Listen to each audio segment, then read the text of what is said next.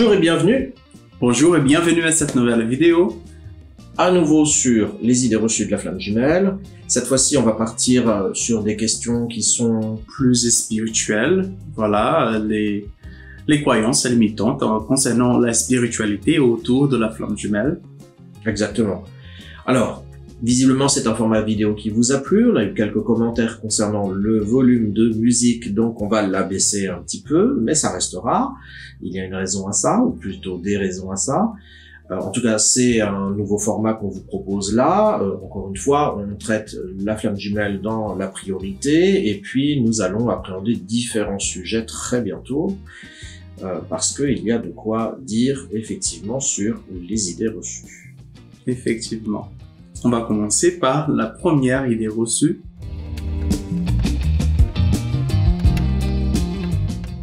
Ah, alors... Alors, si on parle vraiment de la flamme jumelle, déjà, on a nos fameuses 3 catégories. Oui, qui est important de rappeler.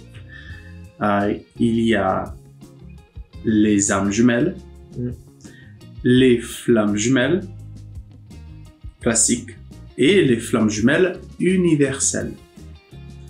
Et je te laisse la parole. Et justement, dans ces catégories-là,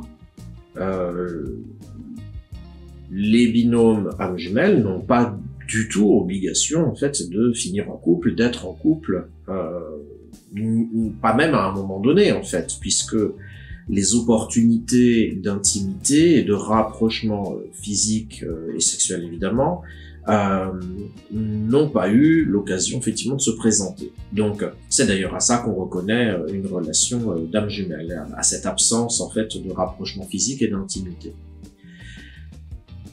Chez les couples classiques et les flammes jumelles universelles, si on se réfère effectivement à à la fois les quelques écrits anciens qu'on retrouve dans l'histoire, mais essentiellement et surtout toutes les canalisations qu'une quantité astronomique de médiums flammes jumelles ont pu recevoir. Alors toutes ces canalisations ont été rendues publiques à partir de 2015. Avant, c'était assez confidentiel. Ces canalisations en fait devaient rester secrètes. En tout cas, c'est ce que les hautes instances, c'est ce que les maîtres ascensionnés effectivement nous demandaient de faire.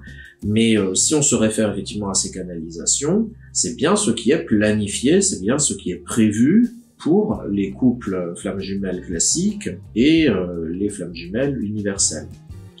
Alors après, il faut rappeler que les flammes jumelles classiques doivent rayonner au sein de leur famille karmique, de l'amour inconditionnel, donc irradier effectivement cet exemple idéalisé effectivement de l'amour inconditionnel envers dans leur binôme en fait, mais auprès uniquement de leur famille karmique, là où les flammes jumelles universelles par contre auraient effectivement cette mission, je crois que c'est essentiellement une responsabilité et un poids, donc on n'est pas obligé d'utiliser le terme mission tout le temps non plus, mais doivent rayonner effectivement de l'amour inconditionnel auprès de l'humanité, donc pas seulement dans leur famille karmique, mais au travers de soit leur talent, soit leur activité professionnelle éventuellement, ces binômes universels effectivement vont devoir rayonner auprès du plus grand nombre, au travers de leur relation en fait de couple et de leur art ou de leur discipline. Mais j'allais dire, une fois qu'on a dit ça, on n'a rien dit, parce que en fait c'est de la théorie, et la théorie justement elle est toujours parfaite, puisque en théorie tout se passe bien, hein, alors que dans la réalité effectivement il peut se passer d'autres choses. Oui, et après il y a le fameux libre arbitre qui vient sommer un petit peu le chaos dans les projets qui ont été mis en place, hein, et il y a ça et non en même temps, puisque déjà il y a l'ego, les problèmes que nous avons déjà vis-à-vis de nous-mêmes, et après il y a est-ce qu'on est réellement prêt, et nous dépendons aussi quand même de notre guide qui va poser la petite plume blanche pour nous amener à cet endroit où la rencontre aura eu lieu. Après, est-ce que on aura on se sera rendu compte que la rencontre a eu lieu, peut-être pas, parce que ça c'est à l'âme éveillée la première de se rendre compte. Même avant que la rencontre n'ait lieu, les jumeaux, ils ont eu une vie avant. Ils ont eu des études, ils ont eu des projets, des ambitions qui ne seront pas nécessairement aboutis. Et après, entre le runner et le chaser, où il y aura cette différence sur la planification de sa vie, de son avenir, le runner partira dans tous les sens. Et finalement, il va prendre quelque chose qui était là au moment où il fallait choisir. Voilà, c'est... Ah d'accord. Ok, c'est une pierre deux coups, on va dire. C'est une opportunité, oui. L'opportunité qui s'est présentée, ou peut-être qu'il a pris ce chemin parce qu'une amie a pris aussi sur ce chemin, et parce que l'amitié est tellement intense et forte en ce moment-là que ça l'a influencé et ça le pousse à prendre des décisions et des chemins qui ne sont pas nécessairement... bon pour lui, on va dire. Il ne va pas réellement lui apporter quelque chose à la fin. Mais après tout, c'est le chemin de chacun. Donc là, tu veux dire que en fait, le runner, par exemple, le runner peut être amené à nouer une relation avec quelqu'un de tout autre que son jumeau, et le chaser pourrait nouer une relation avec quelqu'un de tout autre que son jumeau, par ambition professionnelle, par exemple, ou par choix antérieur, c'est ça? Exactement. C'est justement les jumeaux, ils pourront effectivement être en couple tous les deux avec des personnes autres que eux qui forment le couple flamme jumelle, et ça fait partie de la vie aussi. Le chaser qui cherche son stabilité, une relation stable et calme, paisible, pas de drama. C'est pas ce qu'il va avoir dans la FJ, effectivement. Et le runner, il va plutôt apprécier quelqu'un qui lui donne de l'attention, qu'il aime plus que ce qu'il ne l'aime en retour. Et la notion de liberté, voilà, qui va aussi être là dans cette relation, puisque le runner, il veut être en couple et en même temps partir en vacances avec ses amis. Et que son mari ou son petit copain, petit ami, ne lui dit rien. Voilà. De toute façon, c'est très sous-entendu quand même dans ces relations. Rien n'est dit, ce qui met encore plus en évidence cette notion de yin et yang. Après, justement, les jumeaux, ils ont le libre arbitre, comme tout le monde, de choisir le chemin qu'il va prendre et les choix pour sa vie. Après, évidemment, il y a les grosses lignes qui c'est le karma qu'on doit suivre. Et après, il y a les petits choix par ici et par là. Mais de toute façon, ce qui est censé arriver va arriver, coûte que coûte. Donc, disons que les jumeaux se croisent pour la première fois, la rencontre a lieu, ils vont peut-être se voir et il y a un d'entre eux qui va réellement remarquer quelque chose d'exceptionnel dans cette rencontre, alors que c'est peut-être qu'il vient juste aider l'autre dans un supermarché à prendre un produit que c'était trop haut, ou l'autre qui lui a demandé une information sur un produit. Voilà, la rencontre peut avoir lieu de façon extrêmement simple, je dirais. Mais après, il y a, c'est juste une personne quelconque. On va se dire, voilà, je l'ai rencontré, c'est tout, je l'ai aidé, je lui ai parlé. Et après, nos chemins se sont séparés parce que la vie suit son cours. Et les jumeaux, ils ont effectivement le goût, un type, le genre de personne par laquelle ils se sentent attirés. Peut-être qu'ils n'aiment pas les petits, ils préfèrent les personnes qui sont plus grandes, minces, bruns, voilà. Alors que l'autre va probablement être tout le contraire de ce qu'il aura désiré et fantasmé dans sa tête, on va dire. C'est ce qu'on avait dit d'ailleurs sur la précédente vidéo des idées reçues. Finalement, dans la FJ, on va être confronté à un certain nombre de pensées, croyances limitantes, de visions de notre propre existence, d'idéalisation, Il y aura peut-être même des confusions entre ce que l'on désire et ce que l'on a besoin. On sait dans la flamme jumelle qu'on rencontre souvent notre jumeau parce qu'on a besoin de le rencontrer. En fait, ça vient justement nous chambouler, et nous mettre face à des prises de conscience. Et effectivement, c'est un peu ce que Jung disait. Effectivement, faire face à ce dont on a besoin n'est pas forcément ce que l'on a idéalisé, et c'est pas forcément ce qui va nous faire plaisir. Donc, on va pas forcément y aller spontanément. Je pense que c'est là où se situe effectivement la grande différence, ce constat qu'on peut faire entre c'est bien ce qui est scénarisé d'être en couple, effectivement, chez les FJ classiques et les FJ universels, mais pour autant, il y a effectivement des couples qui n'arrivent pas à être ensemble, n'arrivent pas à être dans l'intimité et encore moins à construire effectivement une relation de couple, tout simplement parce que elles ont des ambitions différentes, elles ont des visions et des projets différents, elles ont peut-être même pas effectivement percuté qu'elles venaient de rencontrer quelqu'un de fondamentalement important, et finalement c'est la différence entre le scénario et la réalité de ce qui sera tourné sur le plateau de la vie, quoi. Voilà.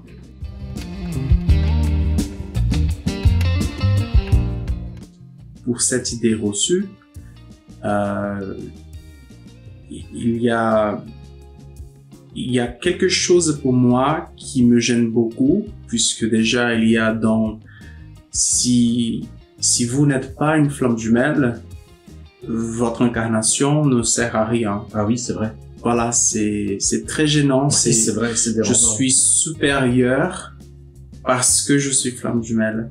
Oui. Alors qu'on est vraiment dans un ego spirituel, dans une arrogance aussi que me dépasse. Vraiment, ça me gêne beaucoup. Oui, oui. D'ailleurs, ce sont ces personnes-là qui répètent tout le temps qu'elles sont spirituelles, donc du coup, elles se sentent moins orgueilleuses, à mon avis, plus elles le répètent. Non, mais alors déjà, moi, cette idée reçue, je l'ai déjà vue, je l'ai déjà vu passer multiples fois. Faut être bien assis quand même pour pouvoir dire quelque chose comme ça, parce que c'est puissant, c'est fort, il n'y a aucun doute là-dessus.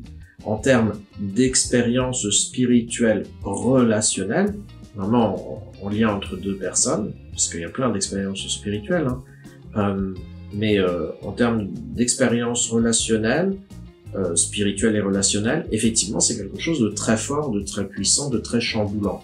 Mais alors, pouvoir dire qu'il n'y a rien de plus fort que ça, de manière sûre et certaine, moi je crois qu'au niveau relationnel, c'est certainement une des expériences spirituelles les plus fortes, oui, mais néanmoins, je pense que la mère qui découvre son bébé pour la première fois, elle a une expérience spirituelle très forte.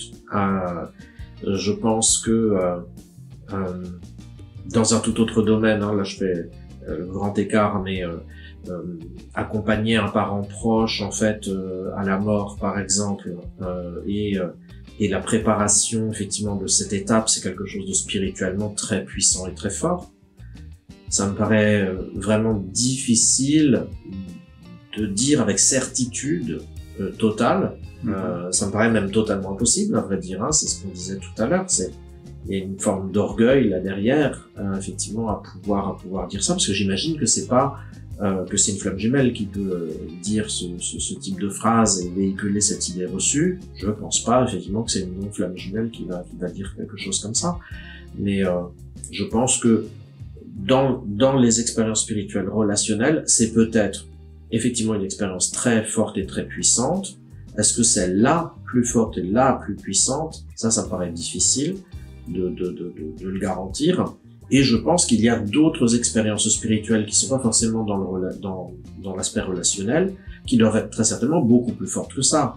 Je ne sais pas, même dans un accident, même dans un isolement, même, je sais pas, quelqu'un qui va rester coincé sous des gravats lors d'un tremblement de terre. Je reprends encore cet exemple d'un tremblement de terre qui a eu lieu il y a pas très longtemps, c'était en Turquie, et où un enfant a été extirpé au bout de 5 ou 6 jours, effectivement, des gravats, et il a dit que une silhouette blanche venait le rassurer tous les jours pendant ces 5 jours. Là, on a une expérience spirituelle hors du commun, tout à fait hors du commun.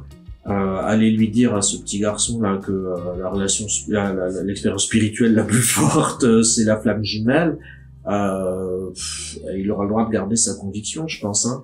Donc non, ça je pense que c'est vraiment une idée reçue où il y a derrière et de manière sous-jacente beaucoup d'arrogance et d'orgueil, je trouve. Oui. Et puis je suis toujours assez admiratif et fasciné, donc vous avez compris qu'il y a un second degré là derrière, devant des personnes qui arrivent à afficher autant de certitude dans leurs déclarations. Oui, oui, c'est ça, c'est le mot, certitude. Oui. C'est, je sais tout, tant que je peux mourir, parce qu'il n'y a plus rien à vivre.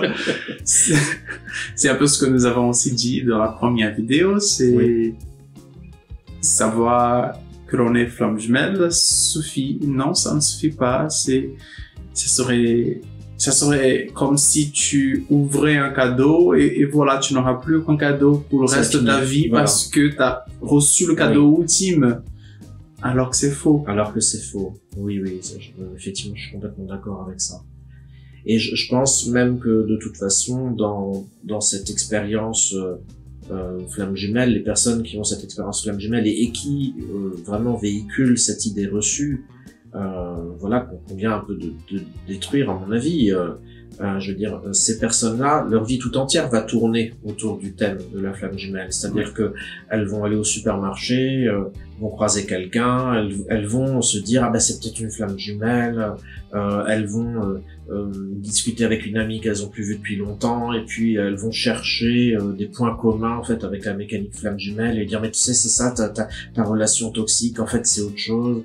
C'est-à-dire qu'il va y avoir une forme d'obsession. Je pense que cette phrase, elle ouvre la porte à beaucoup d'arrogance, beaucoup de certitude et aussi beaucoup d'obsession peut-être. Oui. Je crois que, au contraire, enfin, on ne cesse pas de le dire, la nature flamme jumelle, c'est une nature dans la 5D, qui est donc très intime et très privée, au même titre que votre religion, votre préférence politique, vos goûts sexuels. Votre nature flamme jumelle, c'est quelque chose d'intime. Il faut pas focuser et passer toute la journée à penser à ça. Il faut à un moment donné se recentrer effectivement sur la vie. Voilà. Donc bon, moi c'est ce que ça m'inspire, cette idée reçue. Je pense que nous avons fait le tour. Bon.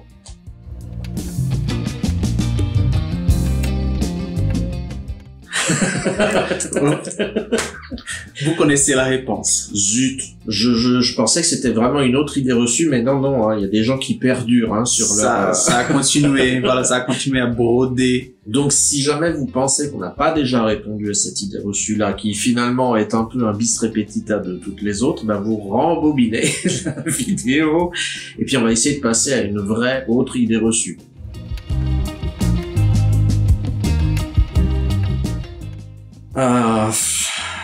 Alors, c'est assez compliqué quand même cette idée reçue parce que beaucoup de canalisations, quand on les lit,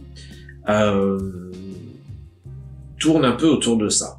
Voilà, tournent un peu autour de ça, de la notion effectivement de transformation du monde, d'ouvrir les yeux aux petites gens, aux gens, à la population, à l'humanité. Pour ma part, j'ai reçu aussi des canalisations où on me disait d'activer des lieux énergétiques, des choses comme ça, ce que j'ai eu fait à une époque, hein, voilà. Hein. Mais très vite, on se rend compte que, certes, ce sont peut-être des choses qui sont utiles, ce sont peut-être des choses effectivement qui participent peut-être à une montée vibratoire effectivement de l'humanité. Mais en même temps, on finit par prendre un peu de bouteille, j'ai envie de dire, un peu d'expérience, un peu de maturité, et on finit par se dire, mais en fait, on est peut-être en train d'essayer d'obliger l'humanité à courir alors qu'elle ne veut pas, d'essayer de la mettre debout alors qu'elle n'a pas la structure musculaire pour tenir debout. Et derrière, on finit par se dire, ben là, il peut-être un petit peu d'arrogance en fait qui se révèle en moi, peut-être qu'il y a un petit peu de fierté, peut-être qu'il y a un petit peu de sauveur, bienvenue dans le triangle de Cartman, il y a peut-être effectivement des choses là qui révèlent des choses de moi-même, et puis on introspecte là-dessus et on arrête un petit peu de faire ces choses-là, mais effectivement dans les canalisations, beaucoup de canalisations parlent de toutes ces choses-là. Moi ce que j'en dis, c'est que les guides transmettent ce qu'il faut pour nous permettre de comprendre ce sur quoi on doit travailler nous-mêmes, personnellement. Et donc, je pense que dans ces canalisations-là, déjà, ce sont des personnes qui se sont senties médiums à un moment donné, se sont senties capables de recevoir des messages. Eh bien, chez ces personnes-là, il y a peut-être une motivation, effectivement, à être sauveur, comme je l'ai eu, hein, peut-être, hein, voilà. Qui finalement doit se révéler à elles. Voilà, elles doivent finalement recevoir ces canalisations pour se rendre compte que on sauve pas quelqu'un qui veut pas. Oui. Et même si on devait se sauver, on se sauve soi-même d'abord, ce qui montre l'exemple aux autres, effectivement, de comment se sauver eux-mêmes. Il vaut mieux apprendre à quelqu'un à nager, voilà, pour que si jamais il y a trop d'eau à un moment donné ou un tsunami, il sache nager, plutôt que de dire comme je sais nager, je vais sauver tous ceux qui se noient. Ça n'a aucun sens en fait. Et donc dans ces canalisations, je pense qu'il y a des formes de levier pour amener effectivement certaines personnes qui sont trop sauveurs, trop dans le triangle, peut-être même trop orgueilleuses, de travailler sur quelque chose de plus personnel en elles, voilà. Et je pense que parfois, en allant trop dans ce sens-là, je dois le faire pour le bien de tous, elle finira par tomber très bas, puisqu'à un moment donné, l'ego va nous faire des choses qui seront tellement mauvaises pour nous, et qu'on aura une honte, mais une honte monumentale, je pense. Et c'est peut-être par là aussi, par la souffrance, qu'on va pouvoir se regarder dans la glace et se dire, je suis allé trop loin, maintenant ça suffit, il faut que je regarde vraiment ma façon d'être et de faire, parce que c'est pas bon, c'est pas équilibré. Oui, je pense que ça recentre effectivement sur sa vie d'individu, véritablement, de se centrer sur sa propre personnalité, de travailler effectivement sur des choses qui ne nous semblent pas bon à nous, hein, quand même. Voilà, c'est important en fait de cesser les comportements et les attitudes, là sur le coup on a un peu les deux, qui ne sont pas bonnes pour nous-mêmes, voilà, et qui du coup ne vont pas non plus inspirer positivement en fait notre famille karmique, nos proches, etc. Même si on ne le fait pas pour ça en premier, on le fait d'abord parce que c'est pas bon pour nous, parce que c'est malsain. Effectivement, je pense que du coup cette idée reçue, elle repose sur quelque chose de très général effectivement et qui est très répandu effectivement, par exemple dans les canalisations. Alors après, est-ce que il y a quelque chose de vrai quand même là derrière?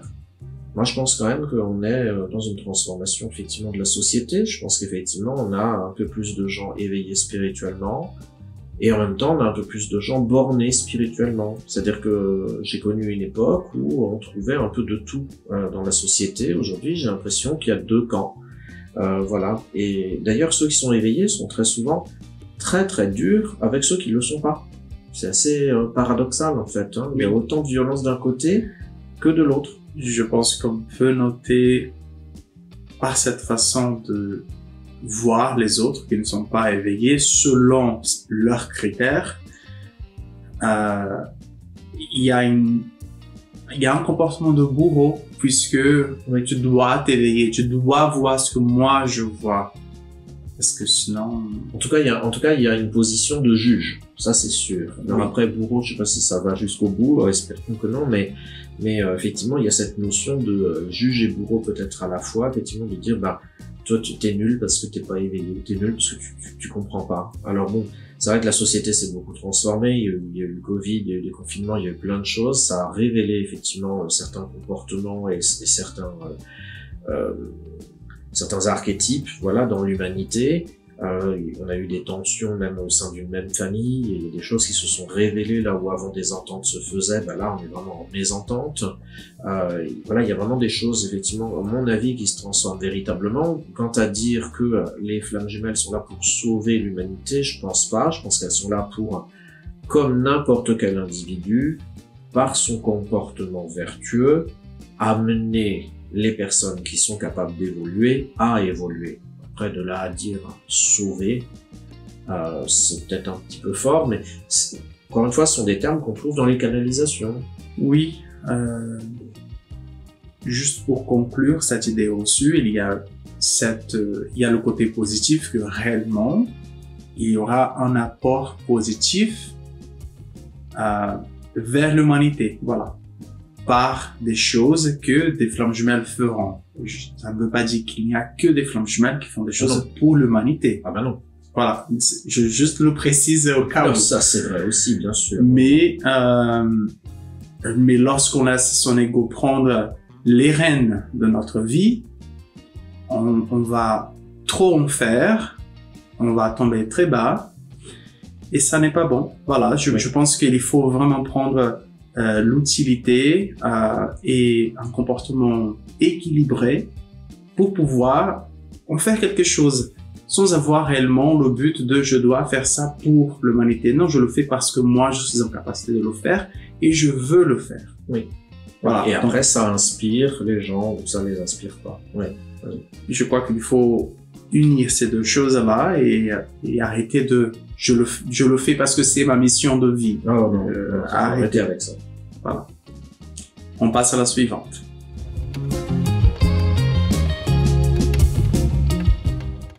Là, encore une fois, on a un bouquet de certitudes.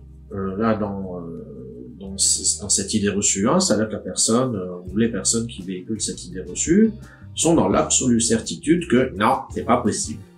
Alors là, du coup, moi j'ai quelques problèmes avec ça parce que près un tiers des personnes les flammes jumelles que j'ai pu suivre ont retrouvé leurs jumeaux ou leurs jumelles à un moment donné et se sont remis en couple. Alors, faut toujours être très prudent parce que des choses peuvent se faire puis se défaire et on n'est pas forcément au courant parce que même si on a suivi à une époque effectivement quelqu'un, qu'il a été régulier dans ses rendez-vous, qu'il a atteint l'unicité, que le jumeau a pris contact ou que simplement ils ont eu l'opportunité et puis se sont mis ensemble, eh bien peut-être au bout de 2 ans, 3 ans, 4 ans ou 2 semaines, peut-être que ils ont de nouveau rompu. Ça c'est très difficile, mais c'est très difficile de le savoir, on peut pas le savoir d'ailleurs, mais en tout cas j'ai pu faire un constat effectivement qu'à peu près un tiers des personnes que je suivais arrivaient effectivement à concrétiser la relation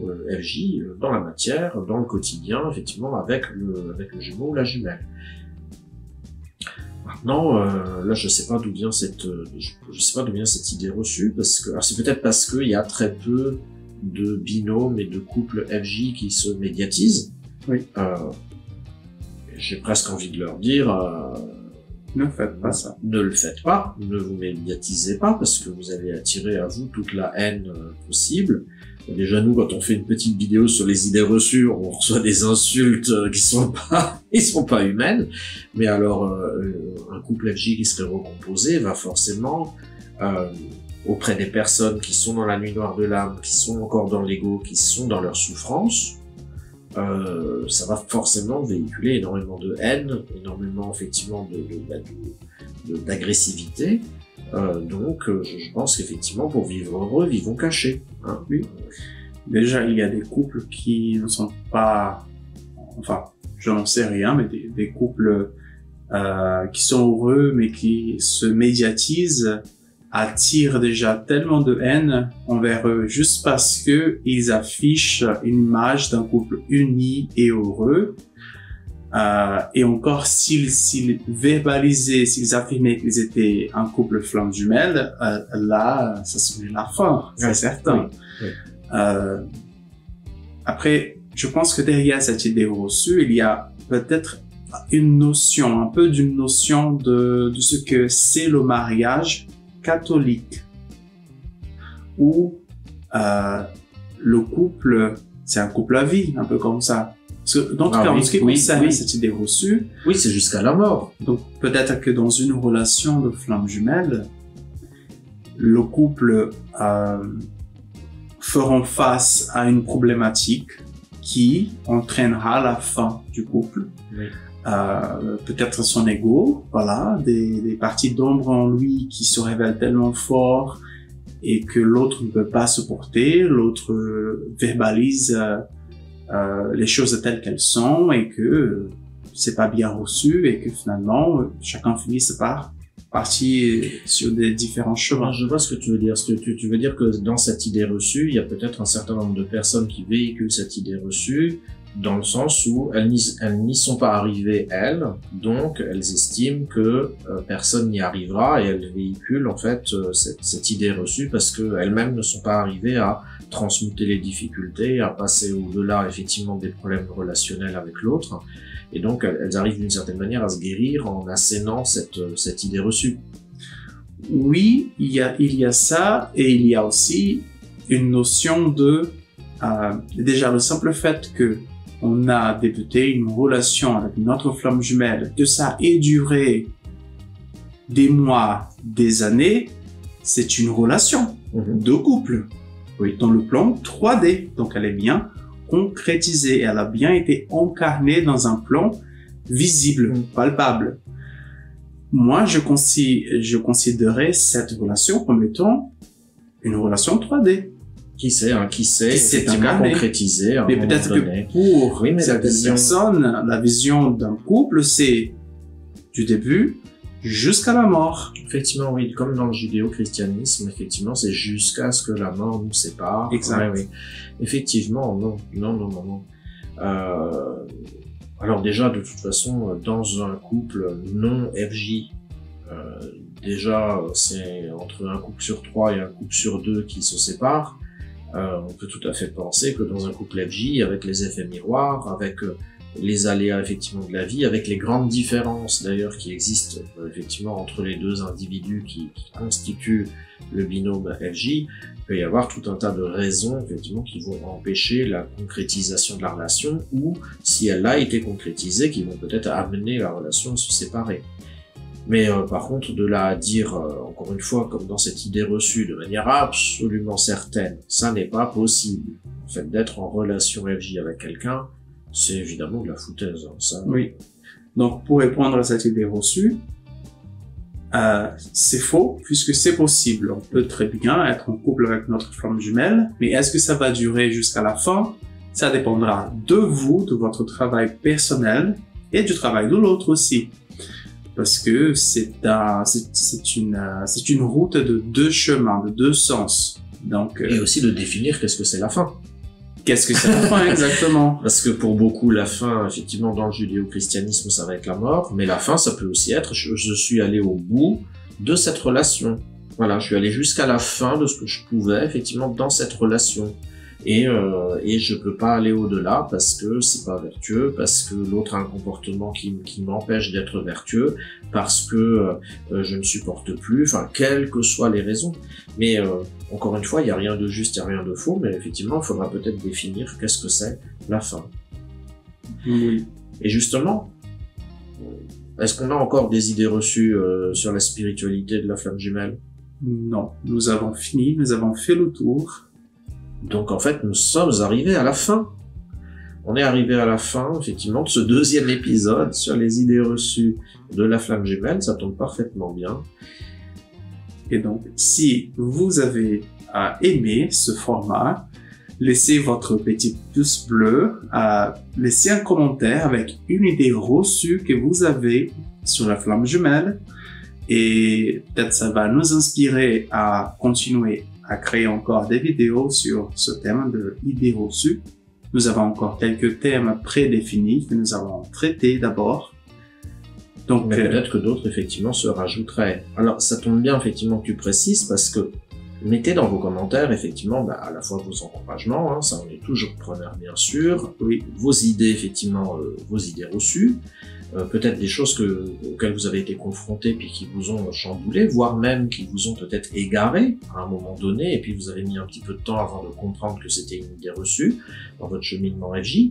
Par contre, pour ce qui est des questions, n'oubliez pas, on a créé une communauté, la communauté Le Chemin, certes avec un petit abonnement, mais c'est ce qui permet aussi de financer des vidéos de qualité, hein, où on va prendre effectivement le temps de traiter certains sujets. Sur le chemin, on a quand même plus de 40 vidéos effectivement pour les flammes jumelles, entre autres. Et puis ça va s'enrichir encore avec d'autres types de contenus, toujours dans le développement personnel. Mais voilà, ne vous épanchez pas trop dans les commentaires des vidéos, parce qu'après, on ne peut pas les publier quand vous écrivez des choses très très personnelles, comme le prénom du jumeau, la date à laquelle vous êtes rencontrés, ou la ville dans laquelle vous êtes, et la profession que vous avez, etc. Ça, non. Faites attention de ne pas faire ça, parce que votre commentaire, aussi gentil soit-il, on ne pourra pas l'afficher. On accorde beaucoup d'importance en fait à l'anonymat, et à ce droit inaliénable effectivement qui existe pour chacun. On vous remercie de votre attention. On vous dit à très bientôt pour une prochaine vidéo. Prenez soin de vous. À très bientôt pour une nouvelle vidéo des idées reçues. Ciao!